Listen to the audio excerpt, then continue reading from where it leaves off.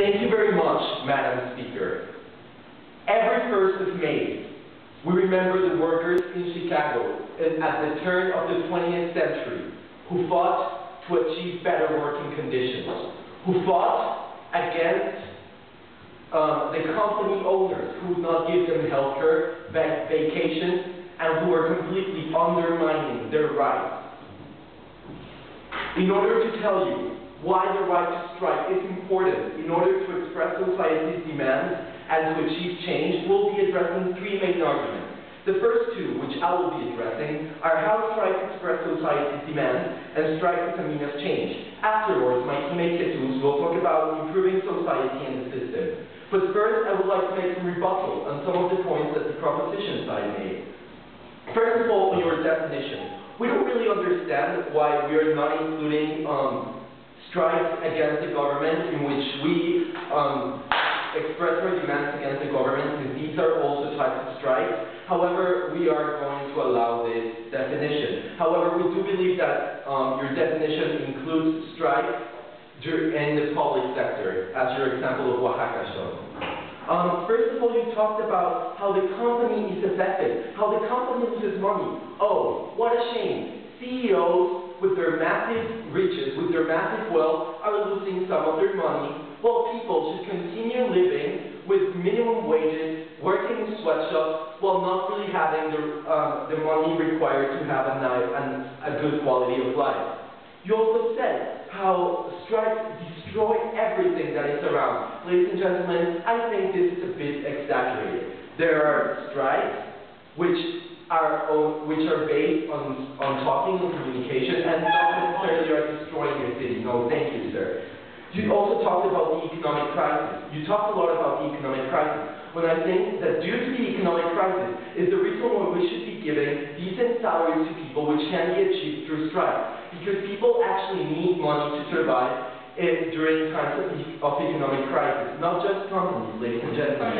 So thank you, madam. And in regards to the writers' guild, ladies and gentlemen, these writers were not being paid for over 80% of the money that the TV shows and movies they wrote were earning, because they were not being paid for what was shown on the internet or DVD rentals, ladies and gentlemen. They were not receiving any money in exchange to their work. I believe that this is justified, that people can say, hey, I wrote this, give me what belongs rightfully to me. I also think that the proposition side needs to think about rights hierarchy. They said that people care a lot about their TV series not being shown. Well, ladies and gentlemen, if there is some sort, if I have any sort of trust in this world, I hope they care more about people working in sweatshops for minimum wage than not being able to watch Desperate Housewives in prime time television. You also talked about Oaxaca, in which teachers went on strike. While this strike may have gotten a bit carried away, they were fighting for better working conditions and better salaries, which they were not being offered, despite the fact that the Workers' Union of Teachers in Mexico is the richest one of them all. Now, moving on to my substantive. First of all, how strikes express society's demands. Ladies and gentlemen, strikes are here to defend the people's rights. Strikes are here to achieve their goals. Strikes are here to fight injustice, ladies and gentlemen. They are fighting for decent working conditions, for salaries, or for stating their inconformity on the way they are being treated within the company. Ladies and gentlemen, I believe that these are things that are necessary for the proper development of a human being. I believe that if someone is not receiving enough money to eat, they have the right to tell the person who is paying their wages, you are not giving me enough, I am working here, and you are not giving me enough to eat. Ladies and gentlemen, let's take, for example, the case of blacks in the 1950s, when blacks were fighting for civil rights.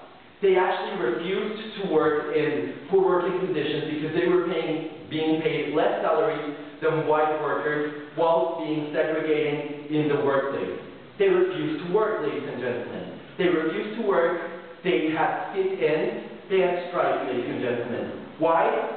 Because they were not happy with the way they were being treated. They were not happy with the way they were being segregated, and they were not happy with the way in which they were being undermined by the bosses of their companies.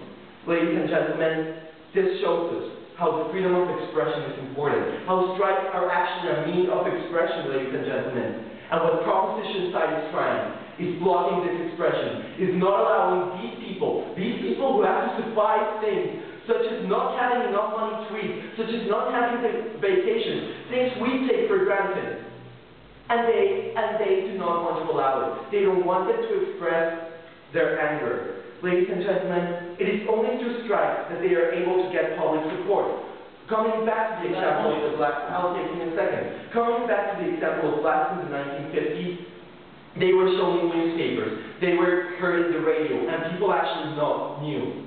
These people are being treated unfairly, ladies and gentlemen. We need to start doing something about it. Yes, sir. But how can strikes express what society demands when people is complaining about manifestations in the Thank you, sir. Well, first of all, your definition ruled that out because you said that we are not talking about going against the government, but I must express that it is important for people to express how they're being treated, how people are not treating them correctly, ladies and gentlemen.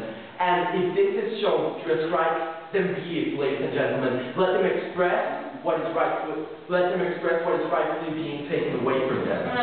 No, thank you, ma'am. Now, moving on to my second argument, strike as a means of change. We believe in strike as the last resort, ladies and gentlemen. We believe that first it must be treated through workers' unions and through dialogue.